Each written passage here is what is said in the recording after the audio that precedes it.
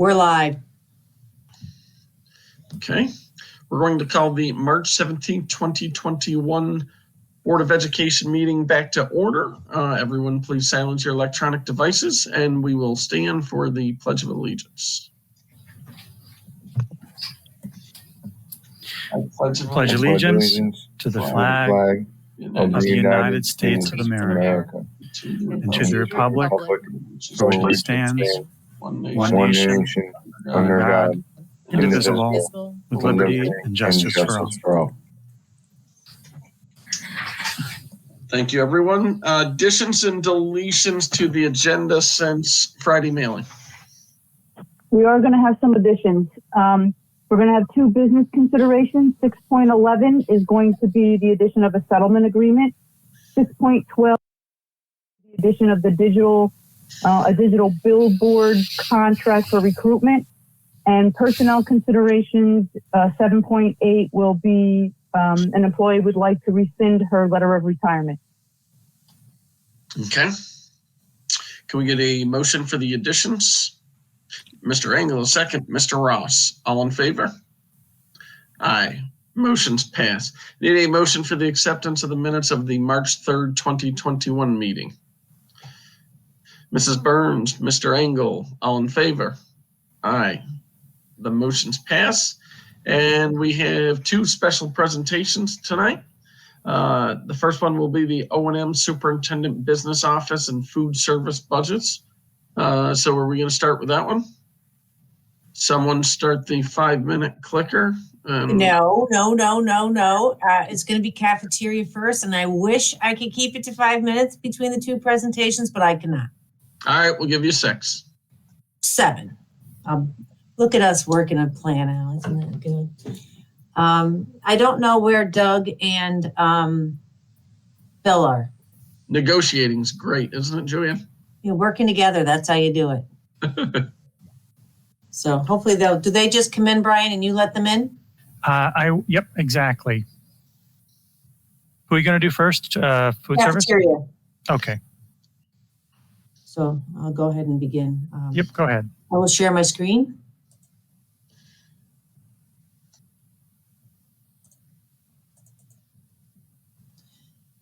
If you guys could tell me if you can see my screen. Looks good. You looking good right now? Looking real good. All right, I will start talking and go through what we're going to talk about. Right now, we're going to just give a brief overview of the cafeteria fund, school lunch fund. I'm not sure how you want to refer to it as. And the school cafeteria fund doesn't always have a huge impact on the general fund, but it does have an impact. You'll see that as we go through it, they depend on the general fund for an interfund revenue to help them close the gap when they're operating in the red, which is when they generally op in the red. But we'll go through what creates that problem. Oh, hold on. That's not good. Okay. Hold on 1 second, please. There we go. Nope.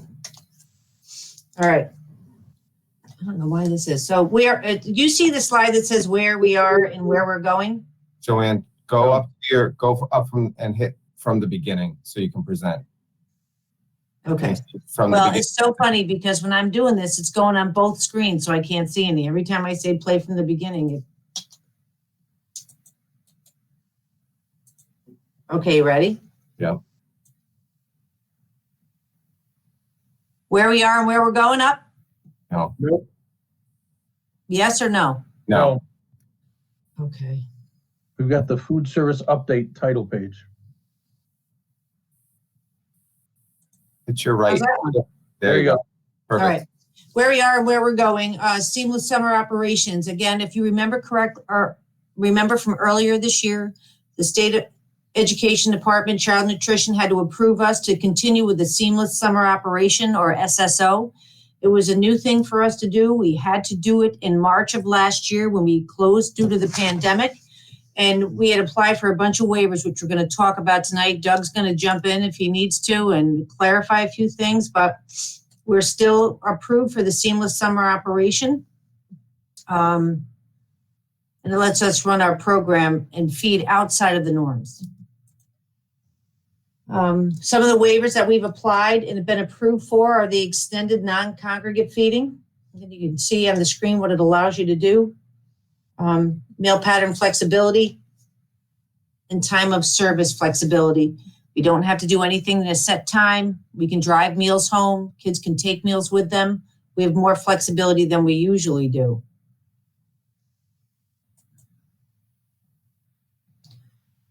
You also have the offer versus serve flexibility and allow reimbursement for meals served prior to November. What that means, the school year we were operating as if we were back to normal. Once we got our waivers, we corrected that. We didn't correct it, but we made adjustments, refunded parents, and claimed the free meals.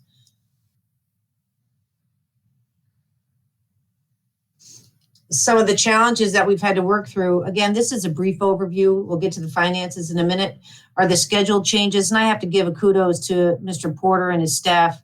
They have been there every morning when they had to come in at 4 o'clock to get meals together. If they had to be there on a Sunday or a nighttime, they have done everything. That has definitely been a challenge, and they have stepped up every single time they've been asked. One of the challenges that Mr. Porter faces is managing the costs, serving full meals in every bag. It allows more food in it. We have to send everything home, so it's a reimbursable meal. And there's additional costs for packaging materials, etc. Some of the accomplishments, while all of this was going on, trying to get meals out, Doug and Mr. Engelhardt worked, and I think Eileen and some other people on a farm to school planning grant, which is still ongoing. I don't know if Fred or Mr. Porter wants to add anything on that, but it's ongoing. The USDA equipment grant garnered us $15,000 for a steamer. And again, teamwork. Doug's crew is phenomenal. They have gone above and beyond. I know I wanted to show you guys a little bit about meal count comparison, just to give you an idea where we are. This is district-wide. Breakfast right now and lunch right now. When you look at breakfast and you see that for the year in 18-19 and 19-20, we were just at about 50,000. I think what's funny right now, which makes Doug Porter so happy, is that breakfast counts right now through February are at 44,811. That's a nice thing because we're not done with the school year yet, and that's because breakfast is being done in the classroom. That is something Mr. Porter would like to see continue because he's thrilled that he's selling more breakfast this year than he ever has before. Lunch, on the other hand, as you can see to the right, not quite so faring so well. In 18-19, we served 132,000 lunches, and this year we're at 42 at the end of February, just to give you an idea. So the question becomes, as far as I'm concerned, how does the general fund, or how does the cafeteria fund impact the general fund? And what's challenging about the cafeteria fund is that the revenues are never guaranteed. You know, the requirements that USDA puts us under are costly. We waste a lot of food. Can't enforce. We all know that. We talk about the fact you cannot enforce repayment when an account is negative. There's no way to plan for unanticipated expenditures or build money up when we're operating in the red. We now have to follow stricter counting guidelines and show all of the expense in that fund, even if we know it's going to put us in the red. We have to show all the expenses. It gives us a true snapshot of what that program is making and spending. A revenue comparison, I just broke it down in the major categories. You have meal sales. Again, there's no meal sales at all for 2021. A la carte, those revenues are down. Federal reimbursement is getting up there. The state reimbursements will be lower because we get much fewer dollars on state money than we do the federal reimbursement. And again, you'll see the transfer to the general fund.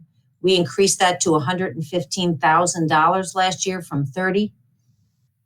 It's going to have to stay that, and we're probably going to talk about having to transfer money annually, and I think we should do that as a discussion with the board. We go through the profit and loss. You can see the accurate reflection of where we are for expenditures from year to year, and then make an amendment to transfer additional monies if we have it and if it's needed. The expenditure comparison, you'll see, as it's true of all of our funds, the majority of our costs are salary and benefits. No different in the cafeteria fund, but in a close second is their food costs. Where are we right now with the cafeteria program? It shows you that in 18-19, we ended $18,000 in the negative. Again, fund balance, you start where you end off, you add in your revenues, you subtract out your expenditures. And now in 19-20, we ended at $36,000 in the negative. And if we're on point to be even with last year, we'd end up $54,000 in the negative. Now, I also want to be clear about that. That does take into consideration the $115,000 that has already been budgeted to move to the cafeteria fund. So one of the things we do know when we made a decision or we were told by the auditors to record all of our expenditures, we account for the cost of the cafeteria fund benefits in the general fund. We have never accounted for that in the cafeteria fund. So that could be the portion of the transfer in addition to the regular interfund transfer at the end of every year. Averages about $82,000, the cost of benefits for his group of employees. And again, the current transfer from the general fund is $115,000. That is the burden on the general fund from the cafeteria fund. And I just wanted to be clear about that. And that's all I have on the cafeteria fund. Does anybody have any questions? Nope. Joanne, is there going to be specific food or food delivery disaster funds coming in with the next round? There will be FEMA funds coming in district-wide, and we haven't counted in all of the cafeteria expense, O&M, everything.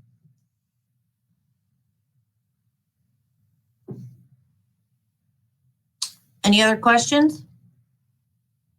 The much more exciting presentation is the next one.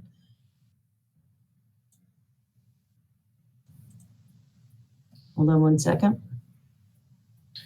I think from the presentation, I don't know if you noticed in the bar chart as you went by, the number of meals served between a regular school year 2 years ago and now, the significant difference. A difference of about 115,000 meals, lunches alone.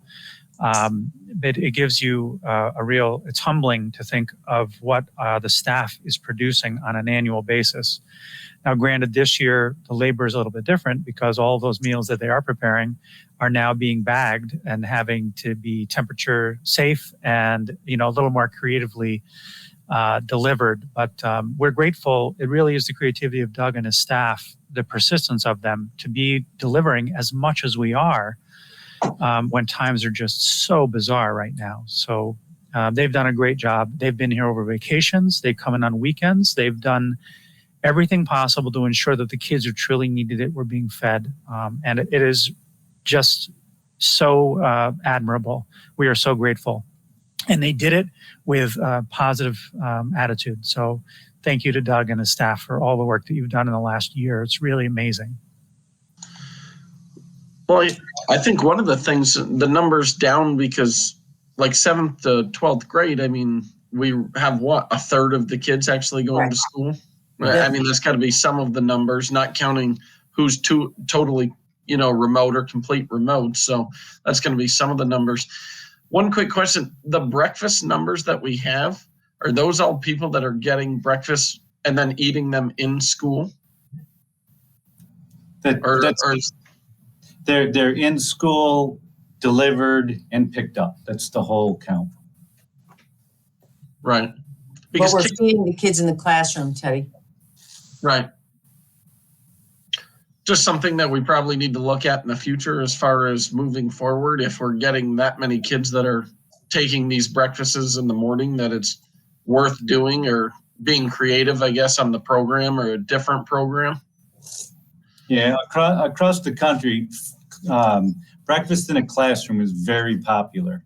And this kind of proves that it works. And we all know that students can't learn if don't have a full belly. At least my boy can't. I mean, it's hard for kids. I mean, they're starting school early. I mean, you're trying to get kids up. You're trying to get them fed. You're trying to get them dressed. As parents, everybody knows the battle every single morning. Do we run into much of an issue, I guess, with Bill's team and having to clean up after they're eating in the classrooms? That makes it a little more of a challenge. I'm going to let Bill talk about that. Yeah. Thank you, everybody. Happy St. Patrick's Day. Thanks, Doug. Thanks, Doug. I was going to add one more thing about the food service program. Remembering that the magic number up until now for the federal government and the state has been a 50% poverty rate. When you've hit that, you have the right to feed every child in your district.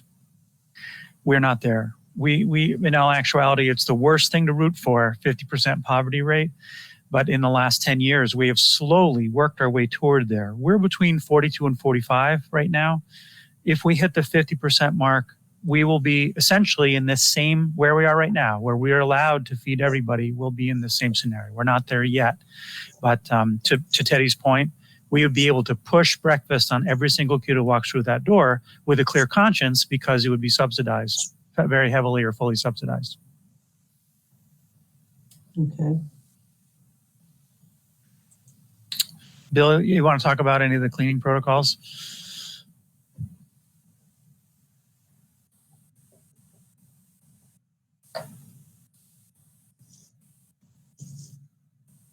Sure. So can you hear me okay?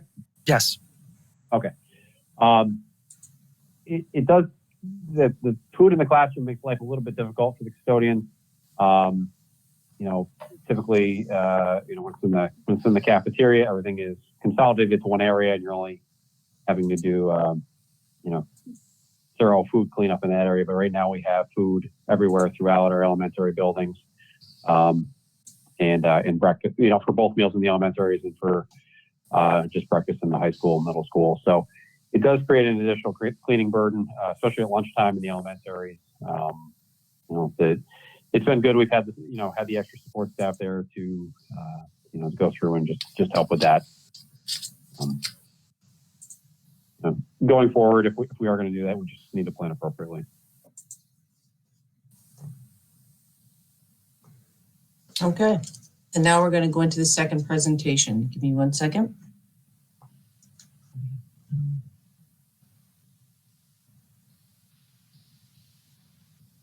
And she just left the meeting. Well, that was a great presentation, Joanne. And we'll move on to the agenda items. We should all leave before she comes back. Somewhere else. Panicking right now. No, we should make Bill do his presentation without the PowerPoint. Go ahead, Bill. We'll tell her he's all done. Wow, that was awesome. We're done. Thank you. Thank you for the presentation.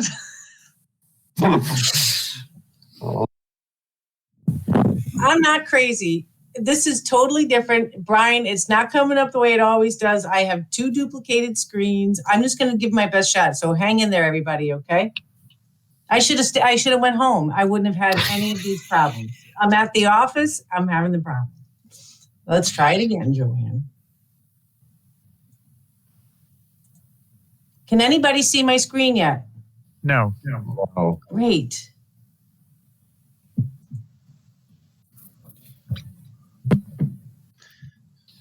Technology can be tough sometimes. It's tough today. I'm going to tell you that right now. I'm trying it again. Everybody hold on. If not, I'm going to have Dr. Bailey do it.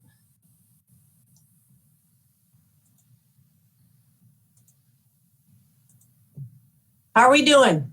Good. Can you see the presentation? Yes. Okay. And what we're going to talk about this evening is the general support, which it includes the business office, the Board of Education. It includes all legal services, things like that. And it also is going to include, we're going to talk about operations and maintenance this evening. And what I decided to do was to show it in a high level view. I know that you guys don't need to see every budget line that breaks down materials, supplies, contractual, So what I thought I would do this year was focus on any of the areas that had a significant difference, whether it be up or down. And we would talk about those and what they represented and what we were going to do with them.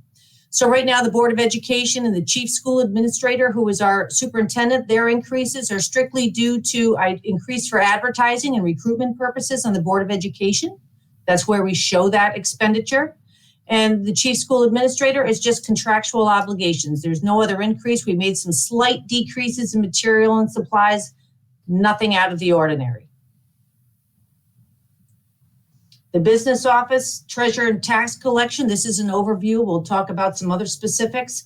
You're going to see at the business office, the major increase is $38,799. You're going to see where that is in the next slide, but it allows for a $10,000 stipend for the district to hopefully help hire somebody for purchasing, a stipend for a deputy purchasing agent. It's one of those areas that takes up an awful lot of time. And if we focus on that, we can save money in the long run, and someone can assist me. We can work together to do that. It also includes an additional position in the business office. I know we've been up and down with that since I've been here. When I started in 2015, I'm going to show you where our staffing levels have been over the last 5 years and show you a little bit as to why we would need an additional body in the business office. Many of you may or may not already know this. We just had somebody garner their resignation in the business office. We're sad about that. We're happy for Deb. She's going to be working much closer to home, which is good for her. And it's a promotion of sorts. So here's a little bit about the business office staffing. In 2018, I broke it down, the positions that we have here. The school business manager, Sue Starr, is the secretary for me in the office in general. She's the Board of Education clerk. You have your district treasurer, finance clerk, who right now does a lot of our purchasing. She does assist with that now. She does all of the reconciling for the accounts payable. Jan pays the bills, but Sue works with all of the district office, school offices to train their staff on that data, purchasing processes, procedures. She goes to the buildings to help them, train them on what's the best way to purchase. She works as the liaison between the business office and all of the purchasing vendors. She reaches with them. She assists with our RFPs. And right now she's also been cross-trained into payroll, and she's stepping up that role right now because she's going to assist us while we try to find a replacement for Deb. Right now, Deb is the personnel assistant 2, and I have her at 0.8 on that line on the screen in front of you. But she also does 0.2 of payroll, because remember, we still do payroll through the central business office with BOCES. They do 80% of our payroll. We coordinate, or Deb coordinates, all the payroll spreadsheets that come in. It's a lot of work in this office, and it's been more and more work since I've been here. We could use another body. HR responsibilities have quadrupled since the implementation and challenges we've found since COVID started. We have newer leaders. We try to assist them with disciplinary matters, whether it be writing a letter for them, however they need us to help them in the office. HR has definitely been a challenge. So we're not sure if we need an HR consultant or a budget analyst. It would be nice if we had another person that could sole responsibility would be to assist in the budget, doing spreadsheets. Dr. Bailey, there's more work to do. You'll see here I tried to make a list of everything that we do in the business office. And I am sure that this isn't even all of it. I know it isn't. But we do more and more and more work here. We have a consistent group. We work hard. Anything new that comes down the pike, for example, is the ESSA reporting, GASB 45, the reporting that is required as part of the Affordable Care Act. Some of these reports take days, weeks. None of them take just hours. The state reporting that we do every year is getting more in depth. We do a major report for Medicaid annually. We have to have that submitted. It's actually quarterly and annually. It represents what we do. We get money from Medicaid reimbursable services. We have to report that. I do that myself, actually. But this just gives you an idea of all of the services that we do here. And one of the areas that I think does definitely need, if I were to point out an area that needs assistance or attention, would be purchasing. That's why I think it would be nice to do a stipended position for purchasing, attach it to the finance clerk title. She's well versed in it, but it gives her more authority to be able to do things. She needs to work with all of the vendors that we do to do RFPs, to assist the buildings and do RFPs. We had a great conversation with one of the teachers last week who didn't understand why she couldn't just go buy something from this store that she knows the people. And in school districts, we have regulations that we have to follow. So if we buy a basketball and it costs $20, great. I'm not going to be too picky on where you buy it. But if we buy $20,000 worth of basketballs, we have to bid that. That has to be a sealed bid. It has to be on a state contract. We have to do an RFP. And those are the kind of things that Sue could really work hard on. That's Sue Harrison, not Sue Starr, and really assist the district. That's a place where we can save money, find money to save, and just be more efficient in general in purchasing. This year, we're working on doing bulk ordering with the elementary schools and the middle school for that matter. She plays a pivotal role in that. She collects all the data. She does all the ordering. She makes sure it goes to where it needs to be. We've really given her a lot of responsibility with purchasing. One of the things we're also going to be talking about, and this is an odd place for this slide, so I probably meant to move it, but I'll talk about it anyways. Last year, we talked about redoing our capital reserve. If you remember correctly, our capital reserve that was established in 2014 is going to expire in 2024. That's a reserve account that we can place money in. If the voters allow us, they have to establish it. The voters would have to allow us to amend it. When it was originally established, it was established with a limit of $5 million. We funded that. We currently have $3.8 million in that fund. We can't put any more money in it because once you've funded it to your limit, you can't put any more in it. And originally there was $1.2 million in that reserve. If you remember correctly, when we did the district-wide project, we used $1.2 million of the capital reserve fund to offset that.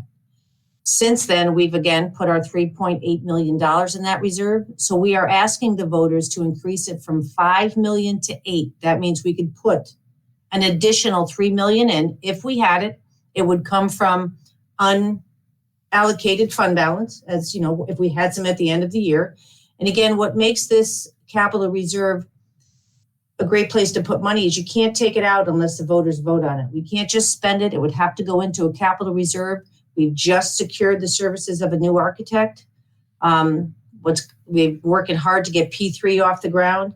And then the next logical thing to do would be to start to see what else do we need to do. And these are dollars that we can use in the event that we do another capital project in the future. And I'm sure that that's inevitable.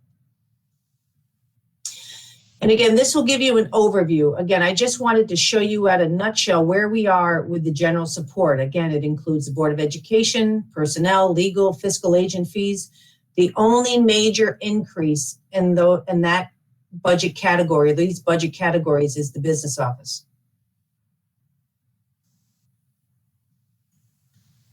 So what I want you to know right now, this is what we do know. Expenditures today, right now, are currently projected to come in less dollars than they are today. So right now, that's what we're looking at. Again, we'll go through that in 2 more weeks. Hopefully, we'll have a budget workshop. But some of the things that aren't finalized yet are the BOCES expenditures. They'll be finalized by the 31st of March. All of the salaries have been adjusted. And again, don't forget, we're going into a negotiations year with our biggest union. We've made some assumptions for that. One of the big ticket items you'll see on the 31st is the private and public tuitions is much lower than it has been in the last few years. We lost a lot of children that have aged out or graduated from our special education program. So that's definitely was a decrease on our expenditure line. We're also going to put in the capital outlay project. We've talked about that for many years now. This is a perfect opportunity to do it. If we can do it without moving money from a reserve, we'll go ahead and start that way. But we do have reserve funds that we could put in there. We could use money from the host agreement funds that we have. But right now, I don't believe we'll need to do that. So that's the perfect point in time, is to start that capital outlay project. If you remember correctly, that's when we have a project that costs less than $100,000. You do that work, you file your cost report, and you get all of the aid for that project in the following year after your final cost report is filed. The current budget figures that we're working on right now include an increase for debt service on the minimum band payment due this year. Instead of paying $305,000, we'd like to pay $600,000. Again, that means the district will borrow less in the long term. When all of phase 2 and phase 3 is done, we'll end up borrowing less money. Saves the district interest over the long haul of that debt. All the departmental budgets have been returned. And again, we'll present you with a district-wide tentative spending plan on the 31st. And again, right now, it's going to come in less than what we're currently spending. Revenue, what we know right now, that the state aid is not finalized. We went through that a few weeks ago. We'll make some assumption as we look at state aid. We're going to increase, or we're going to start to use money from the ERS reserve and the TRS reserve. We funded those for the last few years. So that's going to be a reoccurring revenue as we move forward. As we continue to fund those revenues, the goal is going to be use those revenues. So they're always going to help to offset the revenue. Again, we still have a level of appropriated fund balance, but again, we're going to be using some of the ERS and TRS reserves. It's what they're there for. We have to spend them as we just can't let them build and not spend. And again, right now, the revenue package that we're looking at represents a zero tax levy increase. We filed our tax levy calculation. It's 1.72. We've talked about that. It's $484,000. I'd love to go out with our taxpayers and recommend to them and to you that we do a zero tax levy increase. Again, it's a year that people need it. A lot of people have lost their jobs. Does anybody have any questions about that right now before we go into operations and maintenance? Joanne, this capital outlay project, I mean, is this something we should be doing every year? Like, we should be planning on some projects that should be done before the end of this school year? Or is this something planning for next year? Well, it's planning for next year, Teddy. What we would do, depending on what kind of project we're going to target, they're a challenge because they're only for $100,000. And right now, to get something done for $100,000 or less is a challenge because you can't spend more than that on a capital outlay. So, like, I look at projects and things like, you know, we brought up like the basketball courts and playground area at A.W. Becker needs work done. Or we've talked about a fence around the baseball field, or we've talked about blacktop on a driveway. You know, are these projects that we can get done, you know, and pay with this money so then we can fund this money again next year and the year after?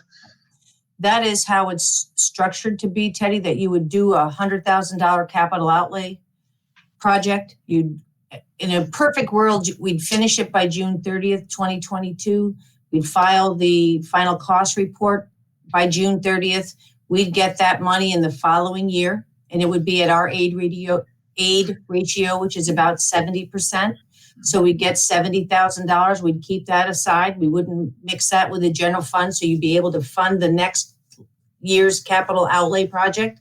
And what we'll do is we will work with our architect to determine what projects, because you still need an architect, they still have to be submitted to SED, they still have to go through SED approval. We can't just pick it out. The state has to approve it because they're going to pay the aid on it. And generally, they can be a little bit cumbersome to do them annually. To do them every other year sometimes can be a good thing as well. It gets too much if you do them every year, unless between the architect and our Board of Education, we have a plan and we know well in advance what we're going to target. And we can talk about that in the Building and Grounds Committee meeting next Wednesday.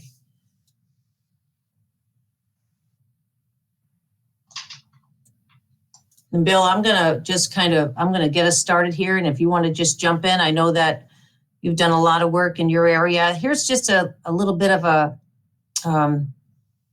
hierarchy on the building and grounds and what Bill does and Jason, just how it all works out.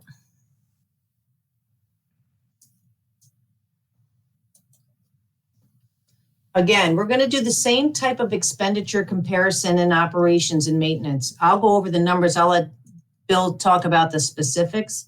But again, when we look at the operations and the maintenance of the plant, the biggest increase right now is in operations. It's $331,000.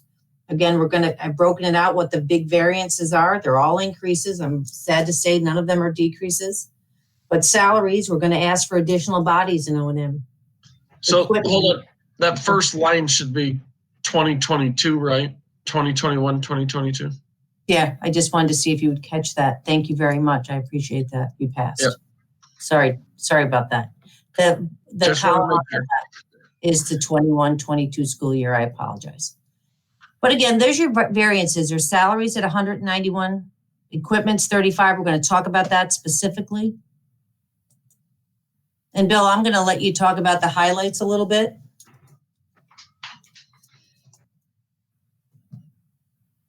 Sure. So, despite everything going on this past year with COVID and some of the challenges we faced with that, there was quite a bit of work we managed to accomplish. First and foremost, we did complete our phase 2 construction project. That was finally finished this past February with the completion of the lobby glass and the terrazzo repair. We also had the music suite flooring completed in October, late September, early October this fall. So those were the big ticket items that we had left. And now that's done behind us and we can move on to phase 3. We also did a couple small projects like demolishing the remains of the old drive-in theater. And then that opened that land up for, piling snow during snow removal. And then also, just got rid of an eyesore and a safety hazard at the same time. We repaired and reused a old shed that was behind the bus garage that was in need of repair. We did a search and appointed a new architect. We completed our BCS. We did quite a bit of planning for a modified phase 3 construction project, which includes the renovation of both elementary main office entry areas, nurse's office, and conference room, as well as both of the fax rooms at the high school and the middle school. We did a lighting upgrade at the high school and at the bus garage. A good portion of the material for that project was paid for with a National Grid rebate. We've had COVID challenges all over the place this year, just between the increased disinfection, managing, classroom cleanouts and moves and changes throughout the year. Accommodations for different programs and trying to move furniture and maintain distancing and just everything that's involved in supporting the academic programs. And then also athletics too, which has been a challenge, and I'm sure will continue to be a challenge right through the end of the year, just to be able to support them and provide a safe environment for them. And at the same time, provide things like, like a streaming camera or, ways for some of these sports to be viewed in a distance and safe manner for spectators. We also had we purchased a new truck this year to replace one from the fleet that was aging out. We have developed a replacement plan for our vehicles and our larger equipment, and we plan on following that through just so that we don't end up with equipment that's all the same age, that's all dying at the same time, just to try to help level out the budget for equipment purchases. Here's a picture of the shed in the back. We actually had materials for that for years, but we were able to get that completed just with some of the lack of activity around the campus freed up the maintenance guys time to be able to get that project done. Here's the photos of the drive-in foundation removal and the cleanup in that area. We removed some of the trees in that area, but not all of them, just to maintain a little break in the space. But that'll get seeded this spring and should be a nice area.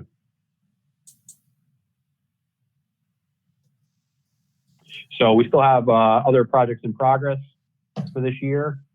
We're still working on an exterior lighting upgrade project at all the other buildings.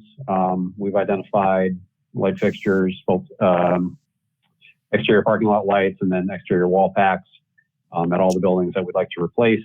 There are National Grid rebates and Central Hudson rebates available for all of those, which we'll take advantage of. We're working with Rhinebeck Architecture to do a pool filter replacement. Our pool filter has been leaking now for several years. This again is one of those projects that we can't do on our own. It needs a architect and engineer's involvement. So now that we have John Sharkey and his team on board, I'm confident we'll get this taken care of hopefully this summer. We're continuing to support athletics. We're preparing for the fall 2 season right now. Get the guys out. Getting ready to or prepping the fields to get ready for practice as soon as we can actually get out on the grass. I think everything's happening right now on the turf, but we're doing what we can to support that, and also just our continued field maintenance. We have a plan in place to support all of our grass fields throughout the rest of the season. You'll see a picture here coming up in a minute, but we have a plan for the guardrail at the new softball and soccer field, and we're going to do a combination of pressure treated guardrails that would match the existing guardrails around the campus, and also some larger stones that would be placed strategically to prevent a car from driving in the field, courtesy of Lafarge. We also have a couple other things too coming up. The middle school library, working on collaboration and a makerspace in that area, and also a collaboration area in the high school library, and a outdoor classroom at A.W. Becker. We've been working with Deb Newbart to plan and get that going.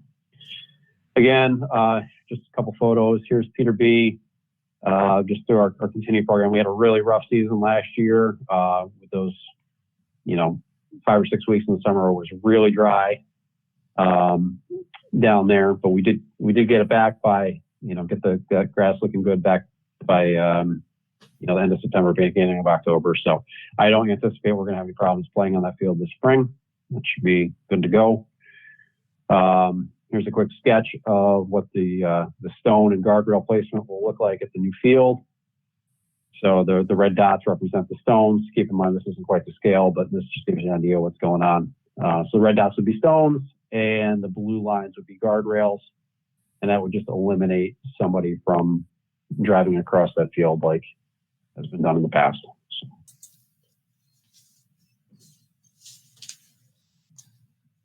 So as far as staffing changes go, we've added 2 part-time custodial positions this year. We currently have 1 filled, and those positions are to provide daily coverage for second shift vacancies, for changes in coverage due to sporting events. Like right now with volleyball going on, we're out of space we're out of gym space for practices, so I have to have somebody go to the middle school to clean over there after volleyball practice. So that's what one of those part-time positions is doing, and filling vacancies as well. For next year, we'd like to add 2 full-time custodians with primary coverage at the elementary buildings. They'd be a mid-shift or second shift schedule, and that would provide consistent coverage. Right now, our elementary custodians are combination grounds custodial, so they are outside from spring until fall. So we're short on coverage at the start of school and at the end of school when everything is coming into the building, everything's leaving the building. And it would just be helpful to have that additional help. Also, if we're doing breakfast in the classroom, and lunch in the classroom, it's nice to have those extra hands available, and it'll give some staff to just be able to do some. It seems like we're always scrambling to get things done. It'll just give us the opportunity to have some extra staff to do some more beautification projects and more preventative maintenance. And then we're also talking about adding a custodial / maintenance worker as well. And this just gives you an idea where the staffing levels are this year and next year. And you'll see in both of those columns, I have 21, 22. So I've done well there. So the column on the right is 21, 22 with 33 people. And the current staffing level is 30. So again, 3 full-time positions would be an awful great help at the elementary schools. When Bill talked a little bit about a position that's a custodial and maintenance position, that's something we would have to work with civil service. Right now we have a blended position with custodial and grounds. It would be really great, Bill and I, part of our discussions is if we had a maintenance person that was available on second shift. So we'll try to work with the union to see if we can coordinate and combine a position rather than doing 2 part-time positions. So we'll start that work. If the budget's approved, if the staffing recommendation is approved, we'll work with CSEA. Joanne, can you back up a slide? I don't know if I missed, but when I see custodial worker include, it says 2 part-time. That would only be 1 full-time equivalent though, right? Or are they? Correct. So how did I see 2 equivalents here. Did I miss another person? Right, we already hired 2, we already created 2 part-time. And we're asking for 3 more full-time people. 2 full-time custodial workers and 1 full-time custodial / maintenance. Okay, I see it. Okay? Yep. All right, so let's just talk about some of where these increases will be. So $45,000 in equipment just to fund the pool filter replacement. Let's increase the rental line, $18,000 to cover the rental of our snow equipment. So right now we get our snow equipment in November, mid-November, and it makes me very nervous both years because we've had potential storms come up in October. So I would just feel better for that little bit of money it's going to cost us to rent it for the extra month to be able to have that equipment on hand earlier. The bulk of that increase though would be to add a smaller articulating loader and a push box at the high school campus, just to be able to increase our productivity. Right now we're plowing the bulk of the snow with plow trucks. It takes a lot of time, and so when we get the guys there at 5 o'clock in the morning and we've got potentially open school by 7 and teachers are rolling in at 6:30, 6:45, I want to make sure that parking lot is as clean as possible, and just having one of those on hand. We would be able to do the faculty and staff parking lots with that just much quicker. So it's something I'd like to try for next year. Upkeep of buildings and grounds. Teddy, to your point, we've got parking lots all over that are a mess, curbs that are a mess. Just want to add $50,000 to start a maintenance program, just to start dealing with those. If we can pick our problem areas, and each year we'll focus on just repairing those. We've got potholes at the high school, potholes at A.W. Becker. We've got really thin blacktop at Peter B. We've got the A.W. Becker outdoor playground area. There's a lot that needs to be accomplished. And so this would be a good start to doing that. Also would like to increase another $25,000 for an electrical PM program.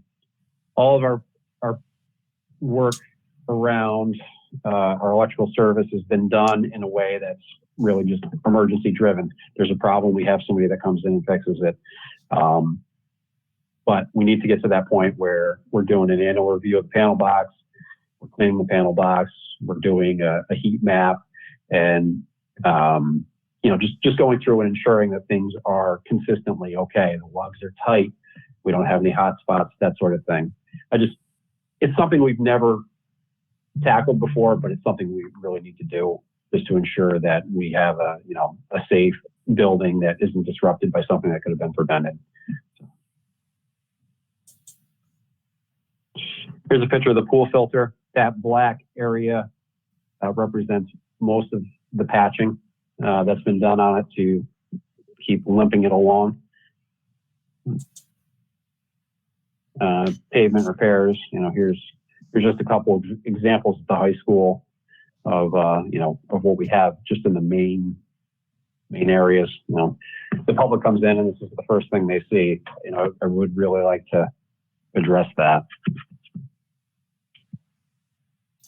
And that's all we have as far as that part of the presentation. Does anybody else have any questions? Yeah, I have one on a side note. Have we been able to figure out anything as far as putting a camera out on the building for the soccer field for soccer games or football games? Oh, So you mean you're talking about for spectators? Yeah, so people can watch it at home, like football games, soccer games, like what we're doing for volleyball and basketball right now. Are we able to put a camera out on watching the turf field? Yes, I talked with Bob today. That is included in our huddle contract, and we will have a camera as soon as there's one available. It doesn't sound like it'll be till later in the spring, unfortunately, but that is in the works. Football is, I guess, under a contract with Spectrum. We're not going to be able to stream that, but soccer could be streamed. Is it going to be possible, and it may be you have to have numerous cameras, that even after this season, like you'd be able to somehow figure out how to hang these on a backstop for girls softball games or baseball games? I know I'm pushing my luck here, but I figured I'd ask. Anything's possible. Really, what's nice about those huddle cameras is that they are so easy to use, right? The coach just has an app on their phone, they schedule their game, and away it goes. If we had a video club or, some member of the team or like the bookkeeper or whoever that wanted to participate and film the games, that would be helpful. We just don't have the resources to be able to send somebody around to every game. So, video. Yeah, it's something we could, we can pursue. Yeah, I like video club. Technology department or computer people or something, right? Bill, I don't know if Volunteers. Bill, I don't know if this is a question for you or Joanne or Brian, but I know a few months ago, actually, it's probably more than a year since before COVID, there was discussion about the electrical service out at the road and having that upgraded and somehow kind of consistently delivered. Did we ever make any headway with that? So we did have a local electrician that was slated to do some work out there. Unfortunately, that never materialized. So now that we have a new architect involved, I'd like them to take a closer look at it. What we were going to do before was kind of a Band-Aid fix, just to ensure that we were going to be okay. So I really, I would defer to Rhinebeck and to ME for a better plan. And that's something we are working with them on. I do know that it's an issue. Part of our BCS walkthrough, we spent quite a bit of time out there, and that is on the BCS. And that could very well be something we do a capital outlay project for, Tina. And what we'll do is we prepare, for the next time we present, it's like the staffing change, the staffing recommendations or asks that we put forth. We'll give you the information like in the business office, who do what. So you have a little bit of a breakdown when we make a final decision. We certainly do need the body. This is definitely, we have to determine what's our best use there. Anybody else have any other questions? Okay, thank you.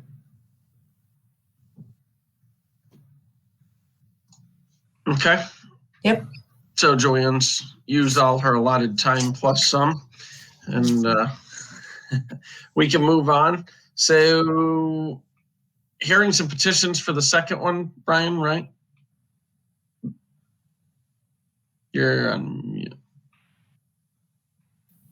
I was going to say I had a 90-second presentation I wanted to share with you as part of the reopening plan. Okay, yeah. I didn't get bumped off the agenda. I think I'm still there. No, you're still there. Okay, great. I'm going to share my screen here. I wanted to remind the board that when we adopted the reopening plan back in August, the conditions of the motion actually said that the plan to be updated by the superintendent as needed. So the board does not need to approve this, but I just wanted to let you know what it is that we are thinking. We've got some CDC changes in guidelines around social distancing. It's not at the state or the local level as yet. And we have some changes, obviously, in the positive COVID numbers in our region. And when we first went into our reopening plan, we had mandates and recommendations. One of the recommendations was 12-foot distance for PE and music education. So I wanted to let you know that one of the substantial changes that we are interested in doing and that we're going to move forward with is changing PE and music back to 6 feet with masks if it's performing music that's vocal music, and if it's instrumental music with, they call them bell covers. It's like a hair net or one of those things you put on your hair. Shower cap. There you go, over the bells. And if they can't do that, they would distance appropriately. What this will do, it'll make it possible for ensembles to start to rehearse together in the same space. You know how significantly important that is right now. They're distanced in smaller groups in a number of rooms. And for PE, that'll make a big difference as well as how they interact. Any questions about that? All right, and the other change, real change, was about the sharing of materials. Let me find it. Sorry.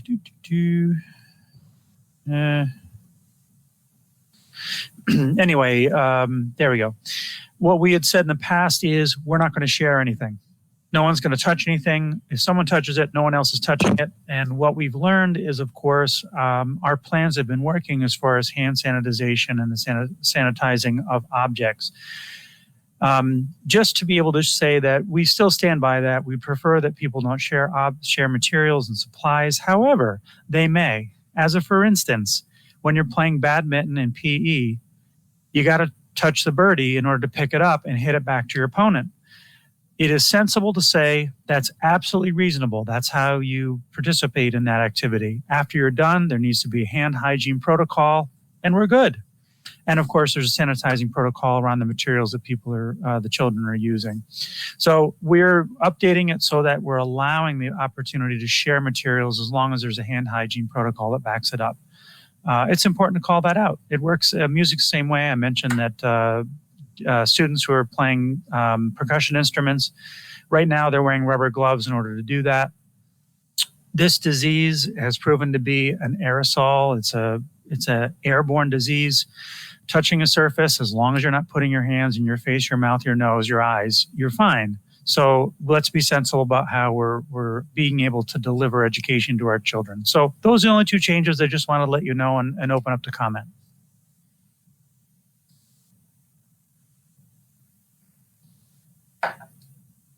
Thank you.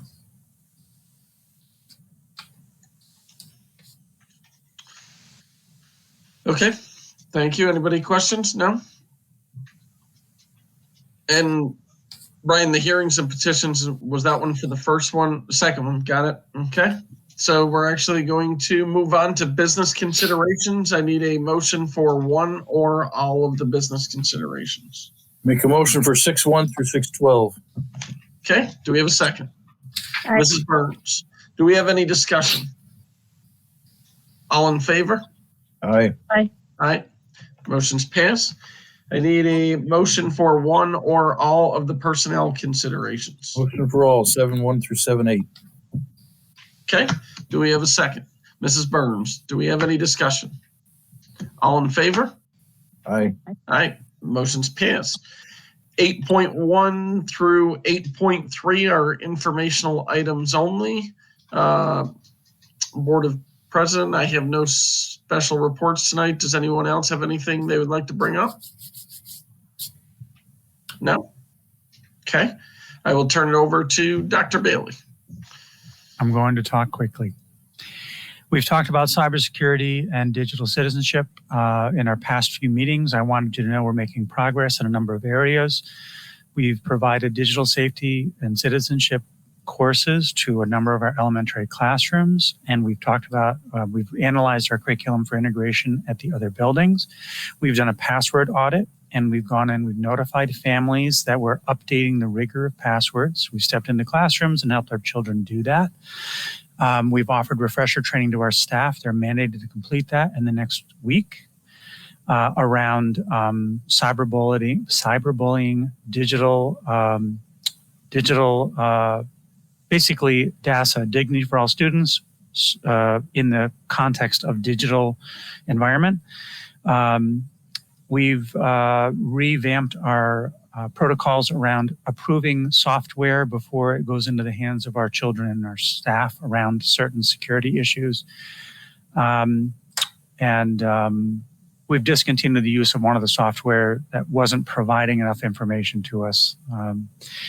And we're continuing to update our knowledge and our skills around digital citizenship and security. We're entering our last quarter and last trimesters in both all of our buildings, and know that the question about why we're not at a full day has come up quite frequently. We originally moved in that direction both because of transportation and because of our ability to cover courses, cover classrooms. And I just wanted to let you know, we have thought very hard about how to bring our kids back more full-time, although our K through 6ers are in every day right now. They're in for a shortened day, and of course our secondary kids are on a rotating basis. The continuous mitigating issue is we actually have 12 more classrooms than we had last year in grades K through 4. What that means is we simply don't have enough staff to cover all of the opportunities that our staff need, both to do their planning and to have their lunch. We're ending the day early so that our staff can have that required time to do that work. We just don't have enough support staff, and some of our staff we've actually reallocated in order to get our special area teachers in order to cover the coursework that needs to be covered in order to keep our kids in school as long as they are, which elementary we know is 8:35 to about 1:30 right now. But we are continuing to examine it and think of ways to get them in longer. And for our kids as they're rolling into the end of the year at the secondary, how do we get them in every day? We're faced with the same transportation issues and other things. Does anybody have any questions about that? It's really hard to explain. Fred and I have talked to a number of families in the last couple of weeks to talk them through why we're where we are. This is a hardship for our families, and we're very empathetic. There's no question. To arrange for childcare for students in the middle of the day is very, very difficult. Brian, I mean, I think that we've done a great job to date on getting our kids to school, as much as I know we're trying to get them back more. I mean, sometimes, you turn on the news, there's school districts that don't even have kids back to school yet. They haven't been to school one day this year. And luckily for our kids, we have a little bit of, going back to school and some kind of normalcy. So I try to think that's a positive. And sure, I think we want to get them back more than, we have already, but it's going to be a challenge, I think, the rest of the year to try to get these kids back into school more than what we already do. I think that we're ahead of the curve. We've been ahead of the curve all year long through all the problems and issues we've had. I think we're still ahead of a lot of other schools across the country and even in our local area with getting kids there. So, I mean, I know some people it's hard, but I mean, we got to commend all the people for the hard work we have done this year because, I mean, we have pulled off what a lot of schools couldn't. I again use the word bravery. Our staff have exhibited a high level of bravery and courage in being willing to do it. some of the schools in the western part of the state and the southern part of the state are just about to open or just opened. I agree with you, Teddy.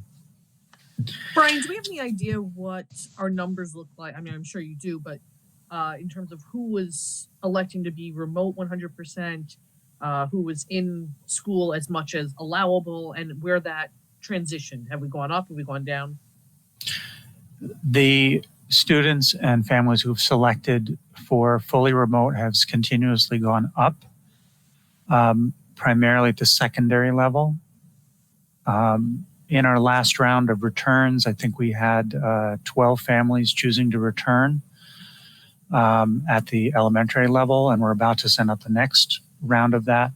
But the numbers at the high school are quite low right now. On a given day, we're between 180 and 200 students. It should more naturally be 250 to 270. I think what we've heard, so we started out at 20%, Tina, completely or fully remote, and it's gone up. I think we're around 27 or 28% right now. And what is interesting to us is we have a lot of clamor around the end of the year because people are feeling safer right now. They want to have their children come back to more normalcy. And they also know, their state testing is likely going to be, it's not going to be required for, it's not going to be required for graduation, but it will be required for school accountability. So in other words, RCS is responsible to administer the test, and whatever scores happen, we'll be accountable for. But in a normal year, Regents exams would be used toward graduation requirements. That I don't think that's the case this year. They're not going to do that. And 3 through 8 tests, only a portion of those 3 through 8 tests will be administered. But people still are thinking, all right, we're coming to the end. I want my kid to be as smart as they can be prior to next year so that we don't have to repeat this whole thing. We're about to send out a solicitation next week for secondary to come back for fourth quarter, and we'll be able to report out on a more accurate number of, what we're going to see for the end of the year. Jason. So right now, we're trying to figure out what we're going to do for the rest of the school year. Obviously, next school year, it's kind of hard to start thinking about, but, we've moved 5th grade out of the elementary. We've moved 8th grade over to the high school. What are the plans with that? And, I don't think it's too early to start thinking about what we're going to do with those, right? So hopefully we can have a normal school start come September. And what does that look like? And how do we rearrange the staff? How do we rearrange, where the kids are going and stuff like that? Or do we? Are we entertaining keeping the way they are and modifying the plans? Great question. What I believe will happen is that we will come back in the fall with some level of normal as far as distancing guidelines and return to classrooms. We will likely still be masked because we know that, they've given all kinds of predictions about the vaccination. But they do say that I think that the entire populace of the country needs to hit that 70 to 90% mark of vaccination prior to saying the pandemic's over. Plus, they're also saying they don't know the longevity of the vaccination. So I'm thinking we're going to be back with masks, and social distancing will be reduced to 3 feet or not at all. So our intention would be to return those grade levels to the building from whence they've come, because we've got the capacity in our buildings to do so, and the way that we've organized our educational process really lends itself to UPK 5, 6, 8, and 9, 12. I think we're going to be back to normal in the fall, Jason, unless they tell us 6 foot is still the mandate. I think we'll see a change soon. So Dr. Bailey, sorry, I didn't mean to. Sorry. But at 3 feet of social distancing, we can get everybody back in the building 100%. Yeah, even if it were to say 3 feet. And I want to give you a caveat around that. The CDC has just issued advice about 3 feet, guidance of 3 feet. Remember, it goes national, state, local. So usually there's a 4 to 6 week lag between our state and local governments adopt such things. So we may see New York State move from 6 feet to 3 feet in the next few weeks. But I will let you know that as school districts in general, we talk once or more per week. Fred talks with his cohorts, Joanne talks with hers, and I talk with mine, is that we are not lent to make any drastic changes between now and June. We have proven what we are doing is working in schools. Plus, think about it. Going back to 3 feet in an elementary school isn't going to do anything but pry some poor kiddo out of a classroom they've had with Mrs. Smith and put them in a classroom with Mrs. Jones for the last 10 weeks. That's not sensible in any way, shape, or form. So they may move to 3 feet distance in the next few weeks before we finish the school year. But I'm going to tell you right now, other than maybe on buses, we are not going to react by reorganizing our entire district or our classrooms because it's not the best thing for kids.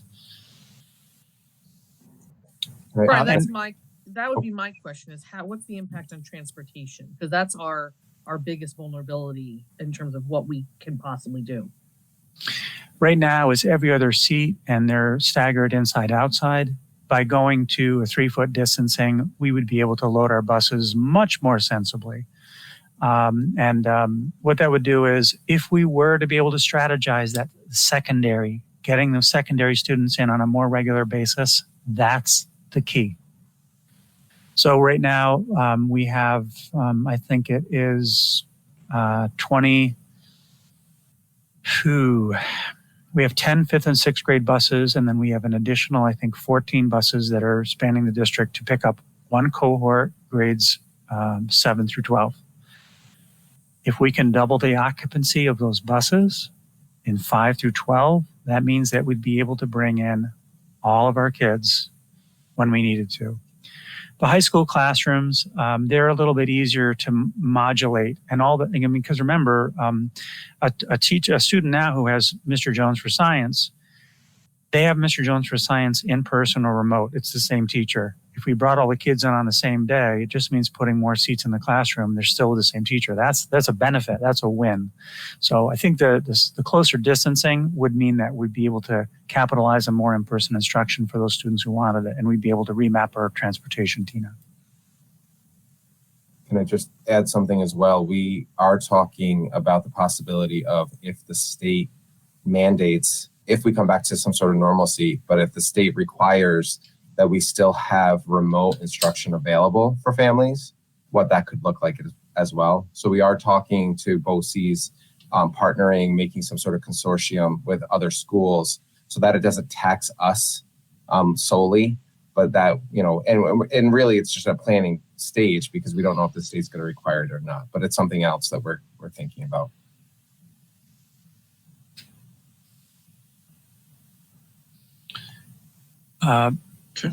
In the same light of what we talked about with music and PE with the distancing issues, we are going to entertain bringing some extracurriculars in as well, especially those that traditionally were parent transport or well after the school day.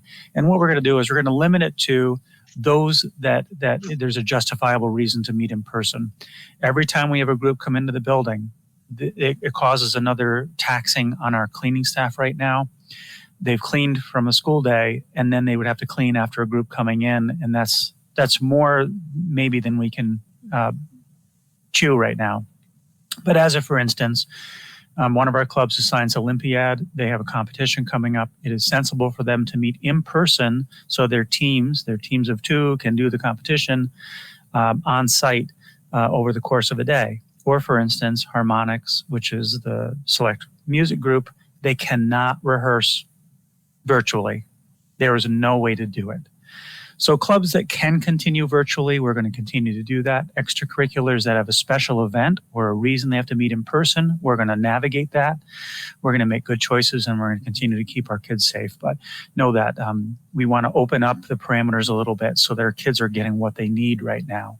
Since everyone's getting better, we want to be able to entertain that. Great news on construction front. The State Education Department has done the initial review of both of our proposals for construction around phase 3, which we want to do this summer. They've already given feedback on the architectural phase. We expect the engineering feedback in the next day or two. And John, optimistically, our architect, is thinking that we might have approval as early as next week. What that means is we can go out on the street with bids, which means that we can close that out by the 3rd week in April. In other words, bids being received by the 3rd week in April. And then at our board meeting, we'd be able to award the bids, and that basically guarantees our construction for this summer. I should never use the word guarantee in construction, but we feel very good. The fact we made it into the review process and that we've already gotten feedback is excellent. Remember, not that long ago, we were 18 months waiting for feedback. So the fact that we're at this point is very, very good. Fred's going to talk about senior celebrations, especially on the website. And congratulations, I think I just saw Bray's daughter had a great celebration. Congratulations on getting into Syracuse University and with that scholarship. Yeah. And if Fred shows that website, we've got 21 senior features on there already. And this is pretty exciting stuff. We're hoping that the board is willing to come back together with us for a budget workshop on the 31st. We'll place on a schedule board members that can make it. Please join us. We'll start at 6 o'clock. It'll give us an opportunity to talk through some of the Budget Advisory Committee findings and some of the others, bring together the stuff that Joanne's been presenting. So, Fred? So we added a couple of new buttons to our website. If you click on Class of 2021, we'll go to some of those celebrations. I wanted to mention as well that we were able to clean up our events. You probably noticed a lot of them just said postponed, so we wanted to be a little bit more cheery with the things that we actually are doing on there. And then there's some stories down here as well, and then stories over to the right. So going back up to the recognition page, here's Miss Grace Engel's article. I'm not going to go into them deeply. Each article is so great. But that scholarship and really the prestige around that scholarship is awesome. So huge congratulations on that. We had a student who was, I think she spoke as our board ex officio, Sarah. And she went and presented to my screen stopped. I'm frozen. Can you hear me? Yes. Okay. She presented to the Puerto Rican Hispanic Youth Leadership Institute, was selected to do a mock legislation presentation to them. So that article is up there as well. Please check that out. And then just recently, we had a student who came to us from Jordan. She is fairly new to our district. She came to us in 2020. Her path to education, she is doing not only her courses here at RCS, but is continuing to do her courses online from Jordan at the same time. So just amazing story, great stuff on our website. So please check those out. Share them on Facebook if you can. Wonderful stuff. Dr. Bailey, before I get off this, is there anything else you want to share regarding the website? As part of the senior celebrations, we had slated for a meeting of I can't remember what we called it, senior recognition information night. We were going to have it tomorrow night because so many of the seniors that are on the committee, Fred just buzzed by them. They're so involved. They have work, they have sports, they have clubs and other obligations. Almost all of them couldn't make it tomorrow. So we've moved it to 2 weeks from now. But it'll be an opportunity for us to share out what the committee has been planning and also to give families an opportunity to give some feedback and some suggestions around that, about how we celebrate our seniors and acknowledge all the good works that they've been doing. Hey, Fred or Brian. I'm just curious, is there any talk on actually having a graduation for these children? Now that things are getting a little better? We're very optimistic. Some of you have probably seen that they've allowed large gatherings up to 150, weddings up to 150 if everyone's tested, and so they're opening that up. And it's important to remember that there's the public side and there's the school district side. They'll come out with their own guidance specific to schools, and providing that the governor or somebody is still in power, they'll be able to describe what those abilities will be. We're pretty optimistic, though, Kristen, that that we will be able to do an in-person graduation of some kind. That would be great. Yeah, we're excited. That goes for a lot of the other moving up ceremonies as well. They're considering, what that could look like at a kindergarten graduation, at 8th grade moving up, those types of things as well. We're excited. That would be wonderful. We're going to plan tiers. In other words, we're going to plan what's the total lockdown version.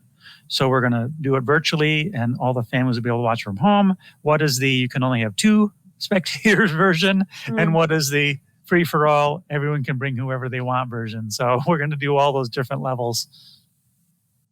Okay. So just quickly, I don't want to do a full presentation, but I just want to show you some brief notes. You accepted a code of conduct. We did get some feedback, so thank you, Ms. Hoteling, for your suggestion of putting it on Facebook. Really just considerations, nothing drastic that we had to change in our document, but it was worthwhile getting that feedback from our community and from our teaching staff. So that was great. This coming week on the 23rd is an awesome event that Ms. Tute and Mr. Littner are putting together. It's a virtual STEAM night.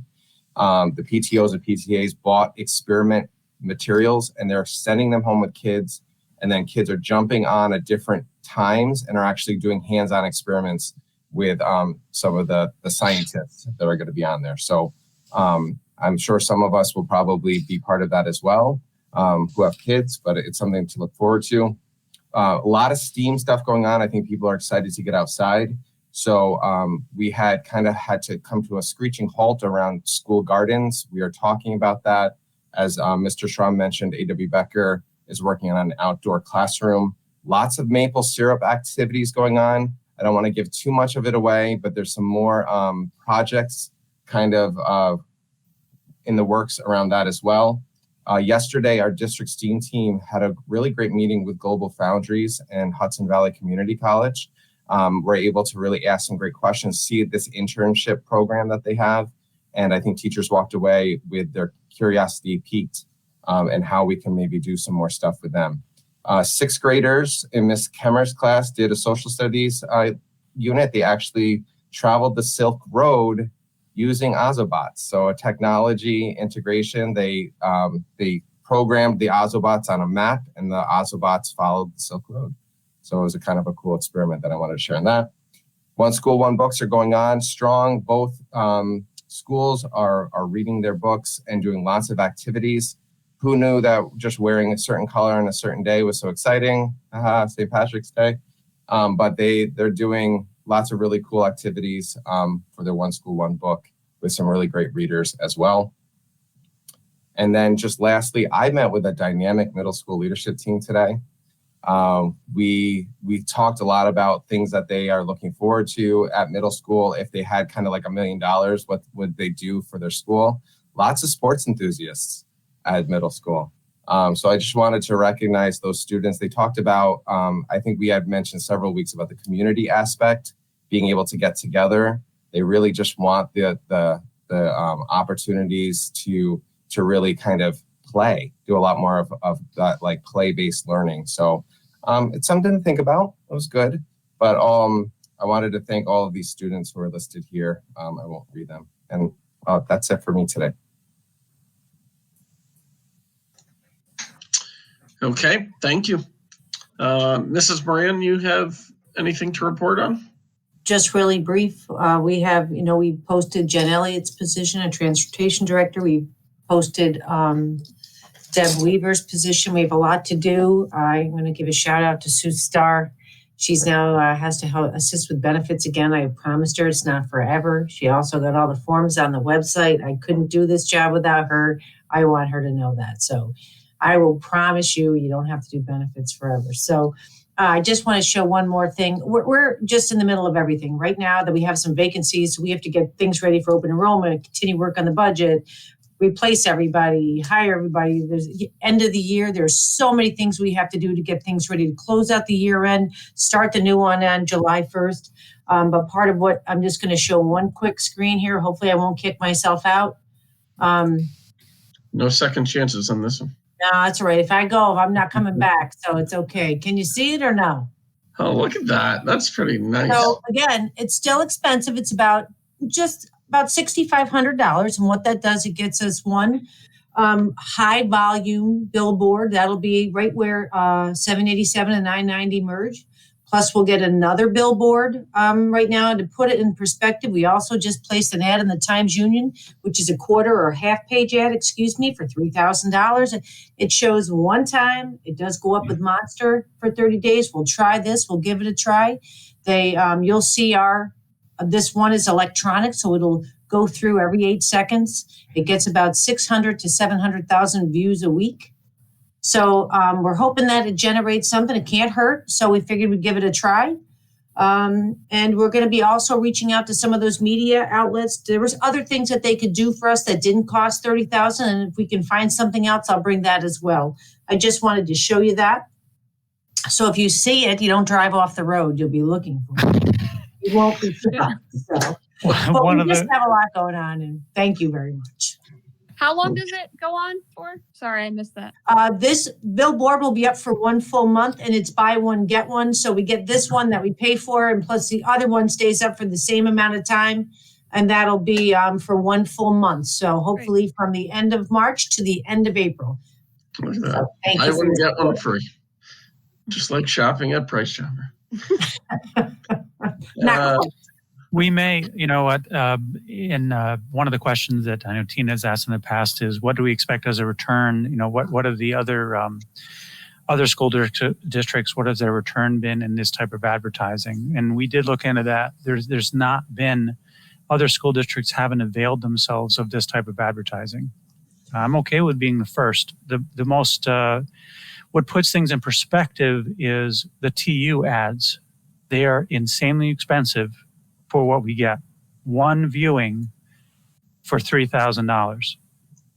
Even when we have to when we're required to put in notices, it's extremely expensive. Print media is very expensive. Nobody reads the paper anymore. No, that's the hard part. Online. They do it online. Yeah. The one thing that I will say, Jan was talking about timeline. We are, right now, our nation is confronted with a great deal of stimulus checks. We have people inheriting money that may not need to return to work or go to work right this second. So we may strategically push it off a little bit because people will be getting between, $2,500 and $6,000, depending on where they are in the national salaries, as far as the stimulus for CARES 3. So we may push it off just a little so people are hungry for work, and that they'll see this and they'll say, I can do that. It's something I'm interested in doing. Yvonne has a question. Yeah, but can you just remind me, what part of the budget does the money come from to pay for the billboard and the newspaper ad? Yep, it comes out of the Board of Education line right now. That's where it comes out because it's, it's the Board of Education advertising. So we pay it out of that line. And we'll have to move money into that line this year because we've spent more, but advertising comes out of that. What was that, Brian? There goes our raise. Forget the dinner. I was going to cook hot dogs out in the parking lot. You're all set. I love hot. Joanne, one of the other things, I don't know if you've ever done a workup on that or somebody else, but what's our break-even point? When we hire somebody, we train them, they license them. What is the point that them working for us breaks even? Is it a year, 2 years? When they retire with 20. Now, I don't know the answer to that question, Tina. that's going to be something Dr. Bailey and I have talked about. It's going to have to be, there's got to be a way that we can incentivize people to come to work here. Right now, we make our drivers pay for their own exams. So that's going to be something that we're going to look at, that maybe that we can pay for them and have them reimburse over a few weeks. So it's nothing that somebody has to come out with out of pocket, but I don't really know that answer to that question. If you have any, I don't. I can do some research and let you know. I think it's just helpful to have that as part of the conversation. Yes. And then from there, you can see where your options are for some sort of, retention plan.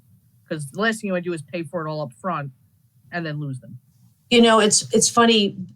One of the things I've shared with Darcy and, in transportation in general, when we get somebody that comes in here, it's been some kind of unwritten rule that if we have somebody that come in, they're a great candidate, they want to work here, they want to learn how to be a bus driver, we can't hire them on and give them benefits until they have their CDL. Well, why don't we just hire them on, let them be a full-time employee and train them? Mind you, it's a training rate, not a CDL rate, which is fine, but that's what we need to do. So that's another thing we're looking at. So we don't deter somebody from coming here saying, oh yeah, we'll hire you, but first you got to do all that. People need the assurance that they have a job, that they'll come in every day, we'll pay to train them. And that's one of the big things.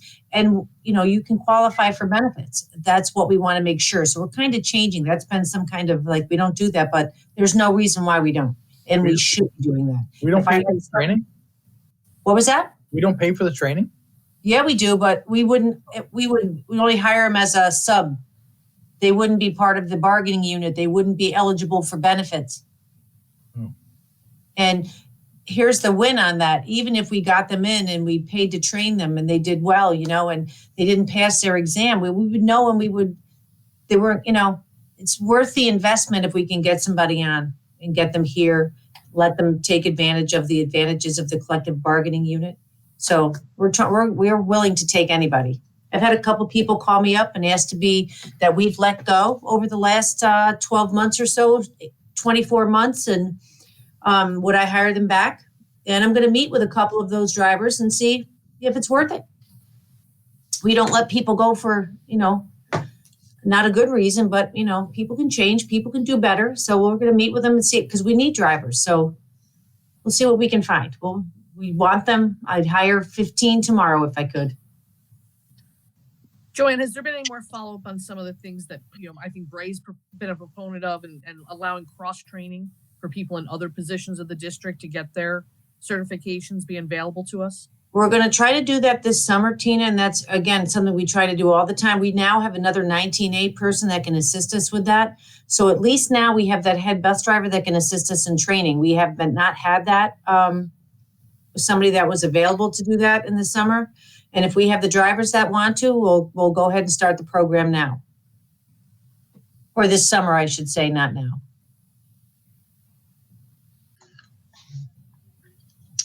Okay, good. We're all set with that. February Treasurer's Report is for review only. Advertising opportunity, I'm guessing we already went over that, correct? New business, we have nothing. Old business. We went through the hiring. I'm not sure any of these other ones we can go through. BOE committee reports, we have none. Policy adoption review, we have none. And hearings and petitions, we have to have a Colin. Correct. Give me a moment.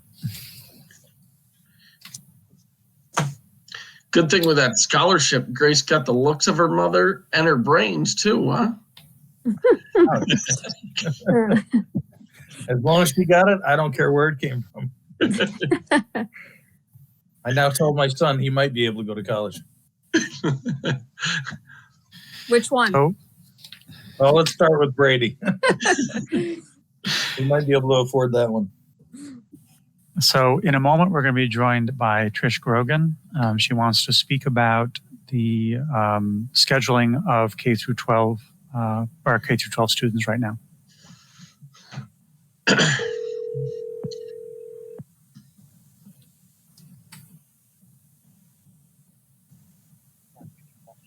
Hi, Trish. This is Brian Bailey with the Board of Education. Are you there?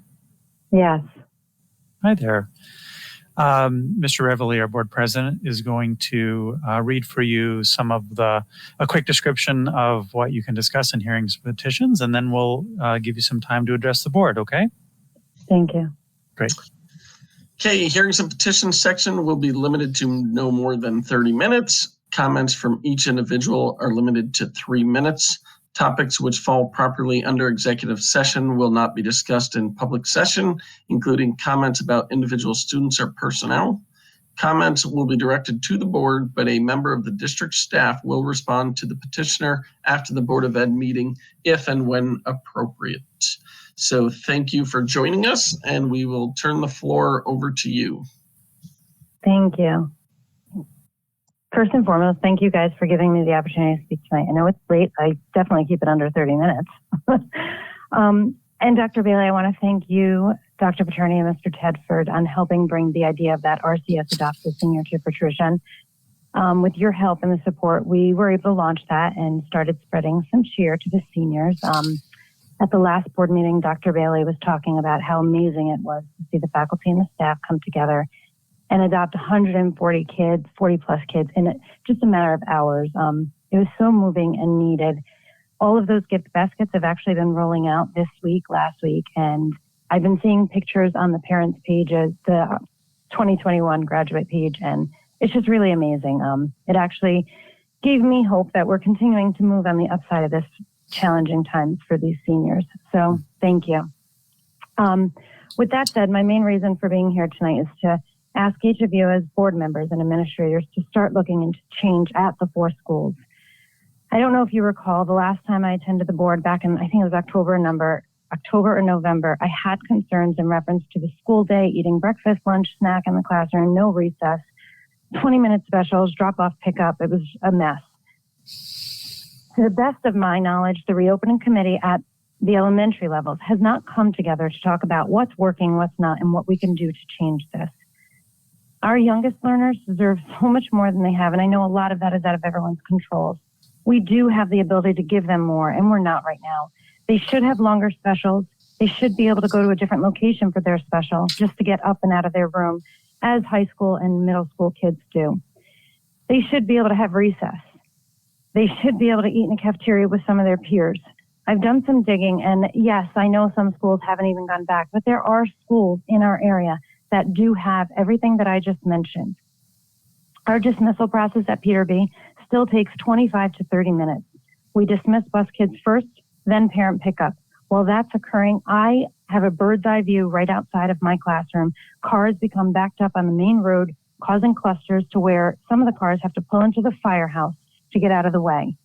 Some kids are waiting 25 to 30 minutes from when the first bus has been called till that last child is dismissed. I don't understand why we're not dismissing buses and parents simultaneously. If we did this, we could even possibly extend some of our time for our kids in our classroom. Our 8th graders, our poor 8th graders, I don't even know if they know what they are. Are they middle schoolers? Are they high schoolers? I have an 8th grader. I don't even know. They don't know. Right now, we have a fundraiser going on for, I believe, grades 5 to 7. You know, that's not benefiting 8th graders. Other kids have been remote since March of 2020. They've had no personal interaction with peers and teachers in a year. Our high school kids, they're cheating on a regular basis. I can only tell you this because I have high school kids. I recently ran into a 10th grader at a grocery store who's been remote since September. She expressed to me how she wants to go back to school full time because she didn't realize how lonely and isolated it was going to be. I encouraged her and her dad to call the school immediately and get her back in. I welcome the opportunity to discuss everything that I just mentioned with each of you. You don't know if you don't ask, and you're not going to find out if you don't inquire. I can speak about everything that I just mentioned firsthand. I'm a classroom teacher who's living this daily with these kids. I'm a parent who's watching all 3 of my kids go through this.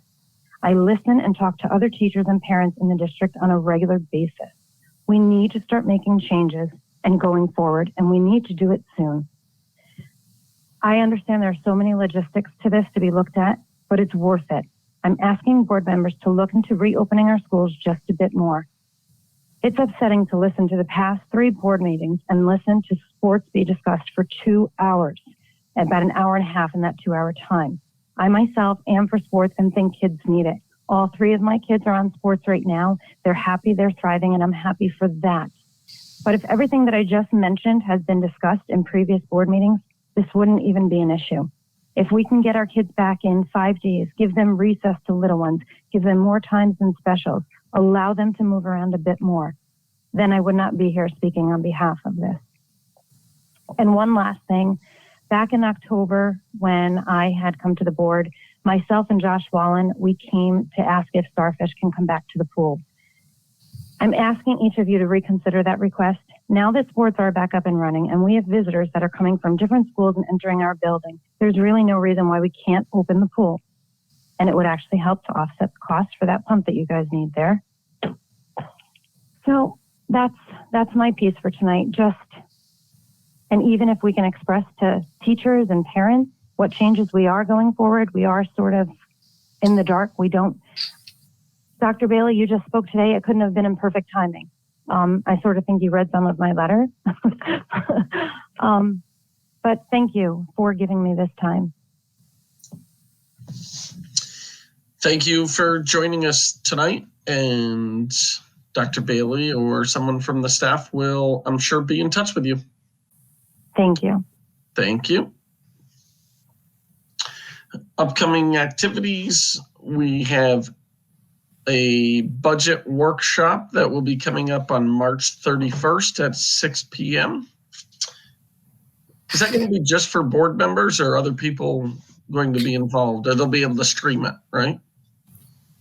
It'll be a public meeting. Yeah. Okay. April 2nd through April 9th will be spring recess. April 14th would be our next Board of Ed meeting. There's no reason for us to go into executive session, and always the famous statement of the night is a motion to adjourn the meeting. Mr. Engel, Mrs. Hoteling, and all are in favor. Thank you. Bye, guys. Thank you, everyone. Enjoy your St. Patrick's Day. You too.